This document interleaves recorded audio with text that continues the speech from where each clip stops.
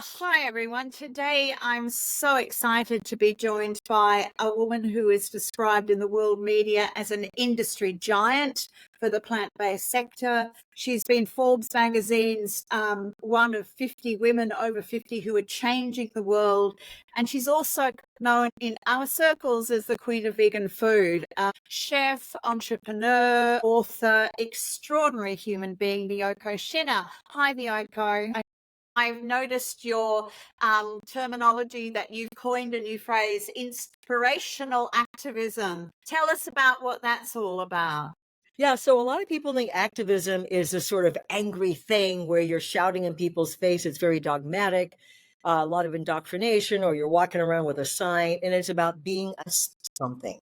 And unfortunately, it sort of doesn't work. And so a lot of people abandoned activism in the vegan sector, and they said, well, it doesn't work, so we're going to just make alternative foods that will convince people to eat them. And then they're finding that that's not working either. What we have to do is touch people's hearts. We have to inspire them. We have to convince people that they can be their best selves. So inspirational activism is really all about getting people excited about something, to let them know that they are powerful beings that have the ability to make change themselves. And you can't do that by yelling at them. You have to do that by sharing your love, your enthusiasm with others. And a good place to start is something simply like inviting people over for a fantastic meal and having a wonderful conversation where you can sort of start to nudge them, let them know that they can have great impact. Inspirational activism doesn't happen overnight, but it's something that makes somebody feel good about this.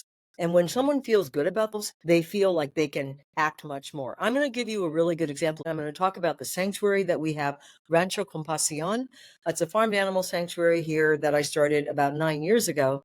And what we started about a year ago was a youth program. We started this kids program. We have kids from kindergarten through college coming here. And we have a program called Friends and Food. We have an organic garden as well. The kids come here for after school, summer camp, and lots of school field trips.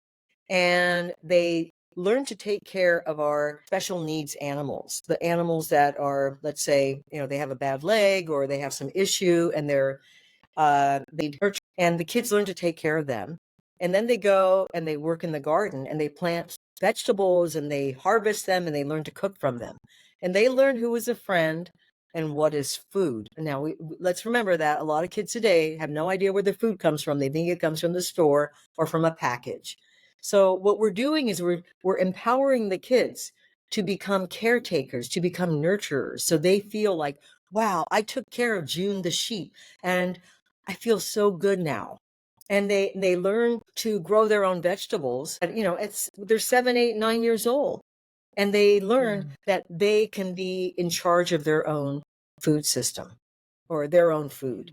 And so we're inspiring the kids. We never talk about veganism. Everything we serve is vegan, but we talk about the love and compassion towards animals, and it speaks to their hearts. And the kids are so excited about what we're doing here. They love coming here, and they leave stronger because they feel that they are powerful and they can do something to help another.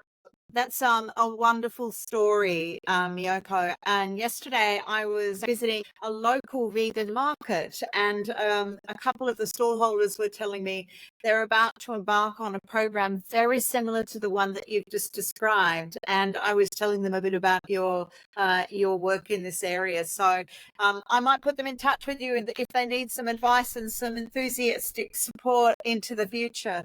This is such a huge topic that sometimes my brain wants to explode just trying to tackle one part of it. And I think what you've done today is you've put into very clear terms how each of us can strive to make some changes which are very real changes and actually change you and your life as well as help your family and your community. And I think Rancho Compassion is a fantastic initiative. Thank you.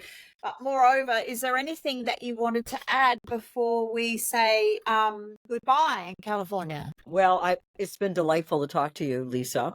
I would just like everyone to really think about the food system, what you can do individually, and not have to rely on somebody else to feed you. But what can you do? Get back in your kitchen, learn to cook. It's wonderful. There's so many resources out there. Beautiful. Miyoko, thank you so much. And I hope that listening to your inspiration activism changes the minds of 2 or 3 Australians when they listen to this. Thank you so much.